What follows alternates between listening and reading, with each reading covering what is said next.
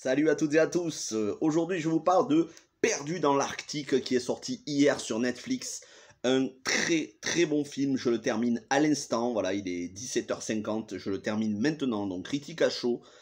J'ai passé un très bon moment, c'est une critique sans spoilers, et si vous aimez les films qui sont dans la nature, qui plus est, dans le froid et la glace, vous allez vous régaler.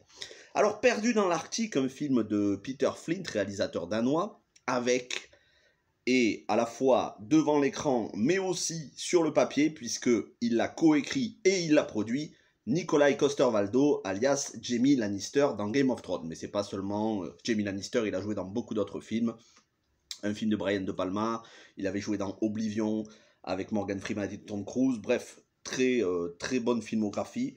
Et autre star du film, Jo Koll, qui est une des co-stars de la série Peaky Blinders durant les 4 premières saisons, qui joue le rôle de John Shelby, je crois.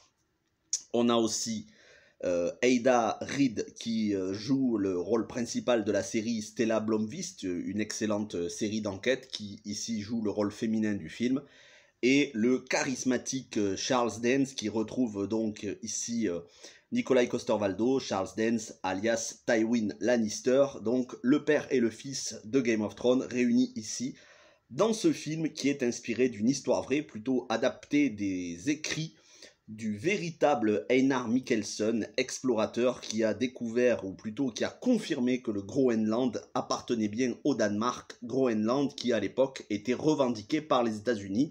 On parle de quelque chose qui s'est passé, d'un récit, d'une aventure humaine qui s'est déroulée au début du XXe siècle, ou plus précisément entre 1909 et 1911.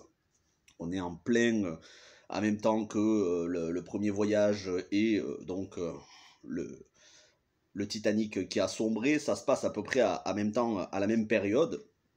Donc c'est un film de survie qui est vraiment excellent parce que tellement réaliste, tourné dans de vraies conditions, c'est pas du fond vert, on a un seul effet spécial, c'est pour un ours qu'il y a dans le film, mais sinon tout a été tourné dans des conditions réelles, dans la neige. L'équipe a subi des conditions désastreuses, notamment des vents, puisque ça a été tourné en Islande, excusez-moi, ça a été tourné en Islande, ils ont subi de forts vents, des tempêtes de neige, ils ont été obligés de s'abriter, c'était pas prévu sur le tournage. Pareil avec les chiens, le tournage a été compliqué parce qu'il y a pas mal de chiens de traîneau dans le film. Donc un tournage en conditions réelles, ce sont les vrais acteurs qui marchent dans de la vraie neige, sur de la glace, sur des glaciers. Alors le tournage s'est déroulé en Islande, mais ici on fait comme si ça se déroulait au Groenland. Après, en même temps, il n'y a pas énormément de différence visuellement, hein, puisque c'est de la glace et des rochers. Mais c'est un film de survie, c'est un film qui peut vous faire penser à L'Appel de la forêt pour la relation homme-chien de traîneau. C'est un film qui peut faire penser aussi à The Terror, mais sans l'aspect fantastico-horrifique. The Terror, cette série avec Ciarán Hinds, cette série de survie, et Jared Harris, dont la première saison se déroulait justement avec un navire au début, fin du 19e, début du 20e siècle, un navire qui était coincé dans de la neige, dans des eaux glacées, vers des peuples inuits, et il y avait une sorte de malédiction surnaturelle, mais là ici il n'y a pas d'aspect surnaturel, donc ça peut faire penser à ces deux films, ainsi que, il me semble, c'était le nom du film, Antarctica, avec Paul Walker, où là aussi il y avait une histoire entre un homme qui survit avec ses chiens de traîneau dans l'Antarctique. Alors ici c'est l'Arctique, le Groenland plutôt, mais c'est vraiment un film qui est familial déjà, et c'est un film d'aventure. Alors c'est un film d'aventure, un film de survie, mais c'est aussi un film psychologique, parce que dans une deuxième partie du film, et je ne vais pas tout vous spoiler, mais dans une deuxième partie du film, on a surtout des personnages qui ont affaire à des hallucinations, qui ont du mal à distinguer le vrai du faux, qui commencent à sombrer dans la paranoïa, dans le désespoir, et c'est une excellente, il y a de la tension, c'est vraiment une excellente histoire de survie. Alors sachez que le film se termine bien parce que c'est une histoire vraie, et donc les explorateurs sont revenus pour confirmer que le Groenland appartenait bien au Danemark, mais ils en bavent tout au long du film. Et c'est vraiment un très bon film que nous livre ici Netflix. un film danois avec des acteurs danois, islandais, bref. Je ne peux que vous recommander ce film pour tellement de raisons. L'interprétation au top niveau de Nikolaj Coster-Waldau et Joe Cole. La réalisation au top niveau parce que justement en conditions réelles. La musique qui renforce l'ambiance, parfois minimaliste mais qui accompagne bien les scènes. Un récit qui est vrai. Et puis cette relation humain-animaux avec ces chiens de traîneau. Alors, je comprends, les défenseurs de la cause animale vont péter un câble quand ils vont voir ça et ils vont encore crier en disant oui, c'est pas normal, les chiens sont maltraités. Alors oui, c'est vrai que dans ces expéditions qu'il y avait à la fin du 19e, début du 20e siècle, on comptait beaucoup sur les animaux, notamment les chiens de traîneau, quand tout ce qui était nord de l'Europe, Groenland, Arctique ou même Antarctique. On avait besoin des chiens de traîneau et malheureusement c'était extrêmement rude, il n'y avait pas du tout le confort d'aujourd'hui et on ne pouvait pas s'encombrer d'animaux qui soient blessés ou épuisés, donc certains animaux étaient tués, on tuait les plus faibles pour les donner à manger aux plus forts pour pouvoir continuer l'expédition. Et oui, vous allez voir des scènes, alors vous ne verrez pas tout frontalement, hein, vous ne verrez pas tout de manière explicite, mais oui, il y a des animaux qui vont être sacrifiés pour que d'autres animaux puissent se nourrir. Il y a des animaux que vous allez voir mourir d'épuisement, d'autres d'accident.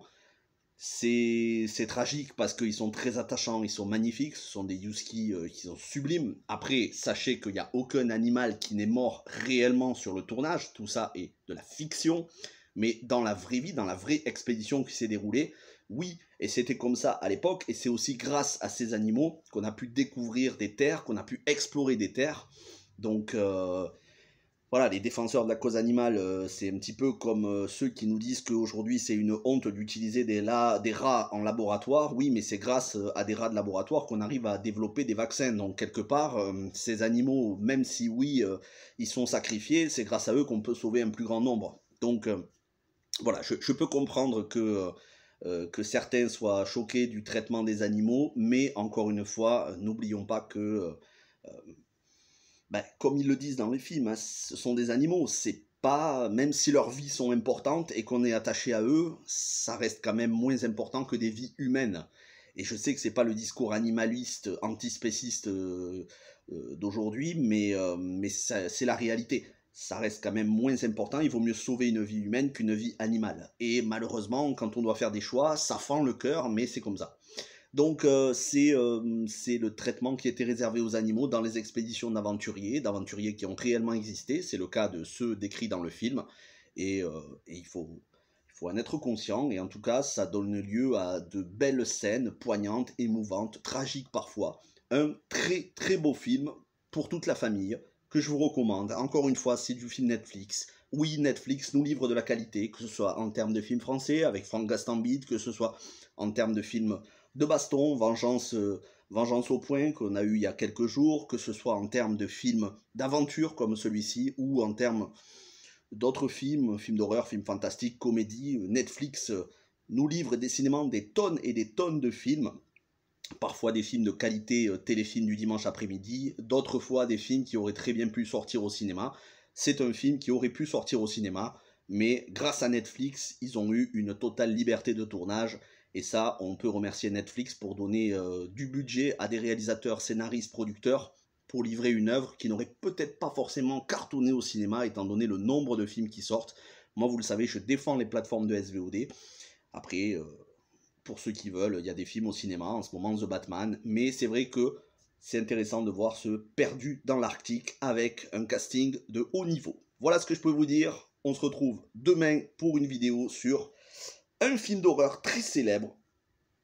Vous verrez demain, c'est la surprise. Mon analyse, un film d'horreur que je n'avais pas vu, que j'ai enfin vu. Et vous aurez mon analyse complète sur le film. Ce sera demain à 18 h, comme tous les jours. D'ailleurs, vous savez que maintenant, les nouveaux horaires, comme je vous ai écouté dans l'onglet communauté, je sors les vidéos à 18 h. Donc, à demain.